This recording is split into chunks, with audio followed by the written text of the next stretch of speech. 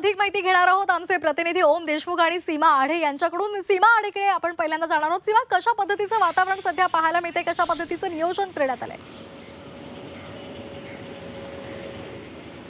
नक्कीच आपण जर बघितलं तर आज महायुती सरकारचा शपथविधी सोहळा संध्याकाळी 5:30 वाजता आझाद मैदानावरती पार पडणार आहे।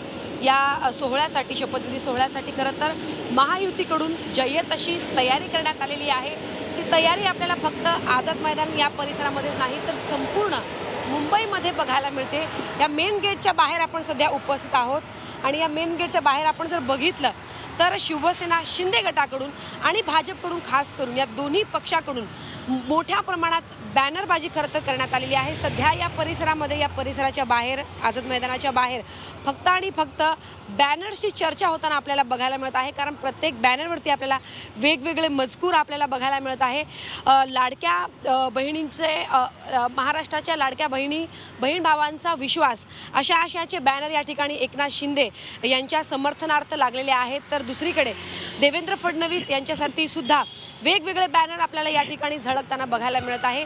सध्या आपण बघतोय की या फॅशन स्ट्रीट या रोडवरती अनेक बॅनर आहेत, अगदी फुटपाथ सुद्धा दिसून येत नाही, एवढे मोठे मोठे बॅनर्स आणि एवढ्या मोठ्या संख्येनं या ठिकाणी बॅनर झळकल्याचं आपल्याला बघायला मिळत आहे।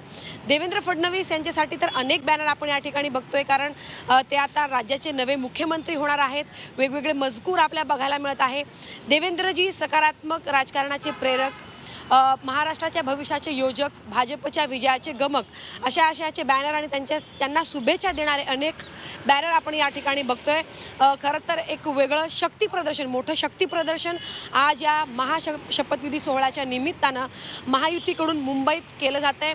कारण प्रचंड बहुमत मिळाल्यानंतर अनेक राजकीय घडामोडी, अनेक नाट्यमय घडामोडी, नाराजी नाट्य रंगल्यानंतर अखेर महायुतीमध्ये पेच जो आहे तो सुटलेला आहे। त्यानंतर आज पंतप्रधान नरेंद्र मोदी यांच्या उपस्थितीमध्ये मोठं शक्ती प्रदर्शन महायुतीकडून केलं जात आहे। अधिक अपडेट घेण्यासाठी आपण जाणार आहोत ओम देशमुख यांच्याकडे। ओम, आपले प्रतिनिधी सागर बंगल्यावर उपस्थित आहेत। ओम, देवेंद्र फडणवीस हे विजयाचे शिल्पकार म्हणून सध्या त्यांचं नाव गाजत आहे, मोठं यश त्यांनी कमावलेलं आहे। सध्या सागर बंगल्यावर कशा पद्धतीची आपल्याला लगबग पाहायला मिळते?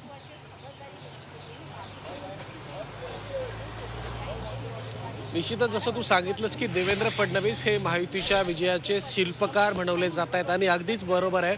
लोकसभा असेल किंवा विधानसभा, दोन्ही निवडणुकांमध्ये देवेंद्र फडणवीसांच्याच रणनीतीनं महायुतीनं काम केलं होतं। लोकसभेमध्ये जरी अपयश आलं असलं तरी त्या अपयशाची कसर भरून काढण्याचं काम विधानसभेत आम्ही केलं आहे, असं स्वतः देवेंद्र फडणवीसांनी काल एके दिवशी ते असं म्हणाले होते। महाराष्ट्र झी 24 तासाच्याच मुलाखतीत त्यांनी असं म्हटलं होतं की महाराष्ट्र मोदींच्या या लोकसभेतील विजयामध्ये योगदान देऊ शकलं नाही याची खंत माझ्या मनात आहे। मात्र हा जो काही डाग आहे, ही जी काही खंत आहे ती विधानसभेत विजय मिळवून देऊन आम्ही पूर्ण करू। विधानसभेमध्ये मोठा विजय आम्ही मिळवू आणि पंतप्रधान नरेंद्र मोदी यांना विजयाचं गिफ्ट देऊ असं त्यांनी म्हटलं होतं। त्यानुसार महायुतीचा महाविजय या ठिकाणी झालाय। आपण जर पाहिलं तर गेल्या 23 तारखेपासून जेव्हापासून निकाल लागलाय तेव्हा स्पष्ट झालं होतं की भाजपचा मुख्यमंत्री असेल आणि भाजपच्या सर्वाधिक आमदारांची धारणा होती की देवेंद्र फडणवीसच मुख्यमंत्री व्हावेत। त्यावर काल शिक्कामोर्तब झालंय। कालपासून राज्यातल्या अनेक मोठ्या नेत्यांनी, भाजपच्या नेत्यांनी देवेंद्र फडणवीस यांची भेट घेतली आहे, ज्यामध्ये केंद्रीय मंत्री मुरलीधर मोहोळ असतील, भाजपचे खासदार असतील, आमदार असतील किंवा अनेक महत्त्वाचे नेते असतील, पक्षातील पदाधिकारी असतील किंवा संघटनेतील मंडळी असतील, या सगळ्याच मंडळींनी कालपासून देवेंद्र फडणवीसांच्या सागर बंगल्यावर भेटीसाठी मोठी रीग लावल्याचं पाहायला मिळालं। आज सुद्धा अनेक महत्त्वाचे नेते दुपारपर्यंत देवेंद्र फडणवीसांच्या भेटीसाठी दाखल होतील।